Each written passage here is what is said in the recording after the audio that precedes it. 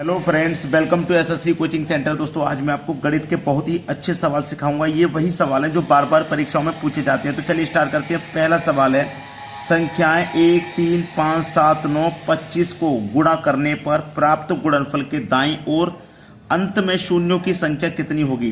देखो, ये सभी संख्याएं विषम हैं। समझ में आ रहा है ना? ये सभी संख्याएं विषम हैं।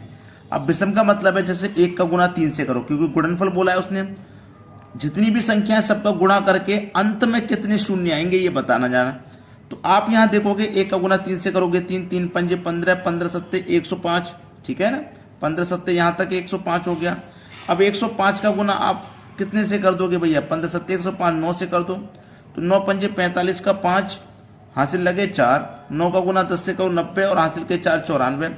अभी तक कोई शून्य नहीं मिला। इसका मतलब ये है कि आप विषम संख्याओं का आपस में मल्टीप्लाई कितना भी कर लें, विषम संख्याओं का मल्टीप्लाई करने से कभी भी अंत में शून्य नहीं मिलता। कभी भी अंत में शून्य नहीं मिलता। तो अंत में शून्यों की संख्या कितनी होगी? शून्य होगी, 0 होगी। यानी कि कोई शून्य हमारा नहीं मिलेगा। यह हमारे सवाल का आंसर है। भाई देखो, अंत में कितनी शून्य? 1 2 3 4 इस तरीके से अंत में शून्य हो उसका पूछा है। समझ में? और यहां पे कोई शून्य नहीं है, तो 0 बिल्कुल हमारा सही जवाब हो जाएगा यहां पे। अब देखते हैं अगला सवाल। अगला सवाल है, 250 फैक्टोरियल को गुणा करने पर प्राप्त गुणनफल के दाईं ओर अंत में शून्यों की संख्या कितनी होगी। बड़ा ही अच्छा सवाल, ठीक है, बड़ा ही बेहतरीन सवाल है। ऐसा सवाल कभी भी आ जाए ना, उसने बोला है 250 फैक्टोरियल, यही तो बोला है। 250 फैक्टोरियल को गुणा करने पर प्राप्त गुणनफल के दाईं ओर अंत में शून्यों की संख्या कितनी होगी।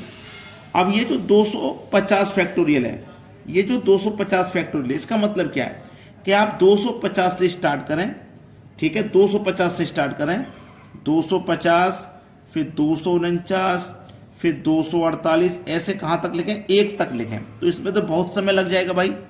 250 से 1 तक लिखेंगे मल्टीप्लाई करते हुए, तो इसमें तो बहुत समय लग जाएगा। तो इसके लिए एक ट्रिक है, वो है कि 250 में आपको क्या कर देना है? 5 से भाग कर देना है। 5 से भाग करो 250 में, 50 बार में भाग जाएगा। 5 5 25 और 1 0। अभी इस 50 में और दोबारा से भाग जा सकता है, तो दे देंगे। जब तक भाग जाएगा तब तक देंगे। इस बार 10 बार चला गया, 5 से 10 बार चला गया।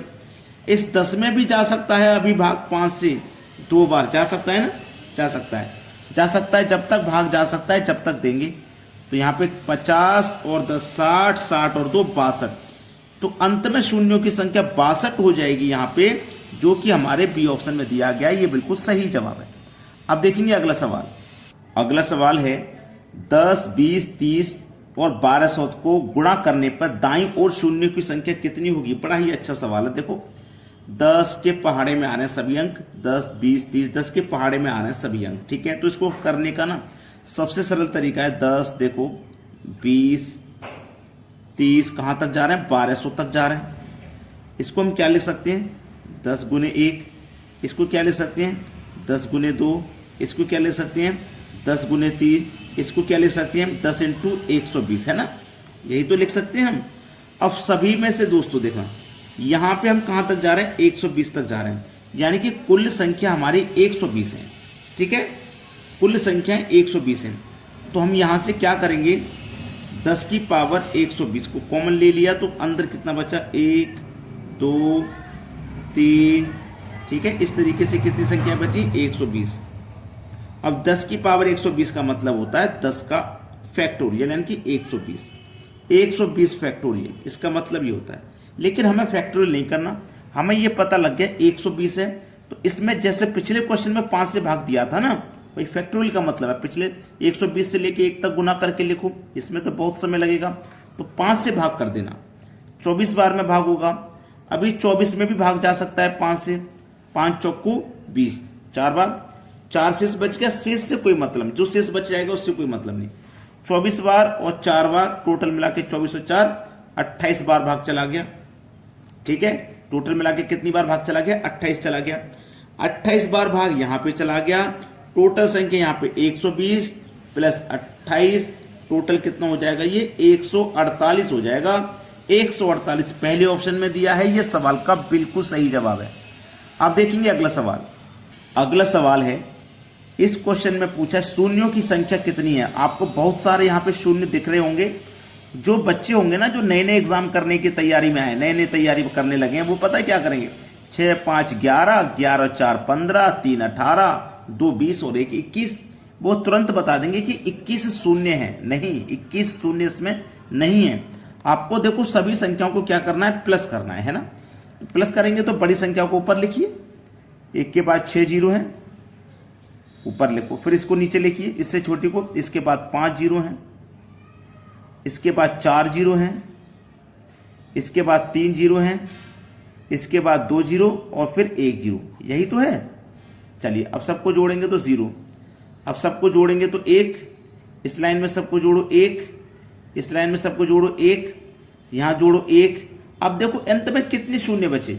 भाई शून्यों की संख्या पूछा है ना, कितने शून्य बचे अंत में, मात्र 1। तो 1 शून्य है भाई, यही सही जवाब है। तो जो कमजोर बच्चे होते हैं ना, जो नया नया तैयारी करना उन्होंने शुरू किया, वो इतना दिमाग नहीं लगाते। वो तो कहते हैं भाई हो हमें तो बड़ा ही आसान सवाल दे दिया। इतना आसान नहीं देता एग्जामिनर जितना आप सोचते हो। अब देखते हैं अगला सवाल। अगला सवाल है, किसी वस्तु को 4200 रुपये में बेचने पर 30% हानि हो तो इसे कितने में बेचा जाए कि 15% लाभ हो जाए। बड़ा ही अच्छा सवाल। देखो कोई चीज हमारी 100 की है, 30% की हानि पे बेचेंगे तो इसका मतलब 70 में बेचेंगे। भाई 100 का 30% निकालोगे 30 ही हो जाएगा। 30 कम में बेचेंगे तो इसका मतलब 70 में बेचेंगे। वही 100 की चीज को अगर 15% लाभ पे बेचा जाए तो 100 में 15 जोड़ के बेचोगे, मतलब 115 में बेचोगे आप, है ना। चलिएगा, वो वस्तु हमारी कितने की है, 4200 रुपये में। किसी वस्तु को 4200 रुपये में बेचा जा रहा है। कितने में, 4200 रुपये में बेचा जा रहा है। हमें 15% का लाभ कमाना है। तो 4200 की चीज को 115 में बेचेंगे। परसेंट का मतलब बटे में 100। 100 नहीं लिखना, 100 मत लिखना। देखो इसको हम पहले से बेच रहे हैं, ये क्रय मूल्य नहीं है जो बटे में 100 लिखेंगे। इसको हम बेच रहे हैं, ये हमारा विक्रय मूल्य है। ठीक है, विक्रय मूल्य है। हमें 15% का लाभ चाहिए तो 115 में बेच रहे हैं, और पहले कितने बेचे थे, 70 में, उसको नीचे लिखना है। क्लियर होगी बात। अब शून्य से 1 शून्य 1 कट जाएगा, 7 छिंग 42 और 1 है 0। 60 का गुना 115 से करना होगा तो ये 0 आ जाएगा लास्ट में। 6 पंजे 30 का 0 आ जाएगा लास्ट में, हासिल लगे 3। 11 छिक्के 66, हासिल के 3 69। ये सवाल का हो जाएगा सही आंसर। अब देखेंगे अगला प्रश्न। अगला सवाल है, 200 वस्तुओं का क्रय मूल्य 240 वस्तुओं के विक्रय मूल्य के बराबर हो तो लाभ या हानि प्रतिशत क्या है। उसने बोला है 200 वस्तुओं का क्रय मूल्य यानी कि कॉस्ट प्राइस 240 वस्तुओं के विक्रय मूल्य यानी कि सेलिंग प्राइस के क्या है, बराबर है। तो हानि और लाभ का प्रतिशत बताना है। चलिए ये कॉस्ट प्राइस है, ये सेलिंग प्राइस को मैं बराबर करके इधर लाऊं तो कॉस्ट प्राइस के बटे में सेलिंग प्राइस आ जाएगा। इधर बचेगा 240, 200 को इधर लेके जाऊं तो 240 के बटे में 200। अब रियल वैल्यू पता चली, कॉस्ट प्राइस 240, सेलिंग प्राइस 200। 240 की चीज को 200 में बेचा जाएगा तो हमें 40 रुपये का नुकसान होगा, है ना। नुकसान हो चाहे फायदा, हमेशा कॉस्ट प्राइस को बटे में रखना। प्रतिशत के लिए 100 से गुना, 0 से कटा है 0, 4 6 24, 6 से 100 कटेगा, 16 से ही 4/6 बार में। 2 से कटा दो और 2 से कटा दो, 16 से ही 2/3। ये क्या हो रहा था, हानि हो रहा था। तो 16 से ही 2/3% की हानि हो जाएगी। ये सवाल का सही आंसर है। सभी को समझ में आ गया। वीडियो देखने के लिए बहुत बहुत धन्यवाद।